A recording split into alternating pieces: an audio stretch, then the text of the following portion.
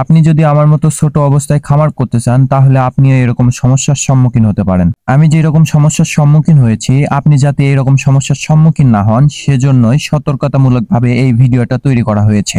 আপনাদেরকে ভিডিওর মাধ্যমে দেখিয়েছিলাম আমার হাতের তৈরি ইনকিউবেটর মেশিনের ডিম বসিয়েছিলাম। মেশিনের পাশাপাশি মুরগি দিয়েও কুচে বসিয়েছিলাম কোয়েল পাখির ডিম দিয়ে। মুরগি খাবার খাওয়ার জন্য বের হয়েছিল, এরই ফাঁকে অন্য মুরগি এসে বেশ কয়েকটা ডিম নষ্ট করে ফেলেছে। দেখতেই পাচ্ছেন ডিমগুলোর কি অবস্থা করে ফেলেছে। যেহেতু এখানে বেশ কয়েকটা ডিম নষ্ট করে ফেলেছে সেহেতু এখানে আর কোনো ডিম রাখবো না। আমি যেহেতু ইনকিউবেটর মেশিনে ডিম দিয়েছিলাম অল্প কয়েকটা, সেখানে এই ডিমগুলো দিয়ে দিব। ডিমগুলো ইনকিউবেটর মেশিনের কাছে নিয়ে এসে পরীক্ষা করতেছি, দেখতেছি যে এর মধ্যে কোনো ভাঙা ডিম আছে কিনা। ভাঙা ডিম কটা বের করে দিয়ে অন্য যে কয়টা ভালো ডিম আছে সেই কয়টা মেশিনের মধ্যে বসে দেব।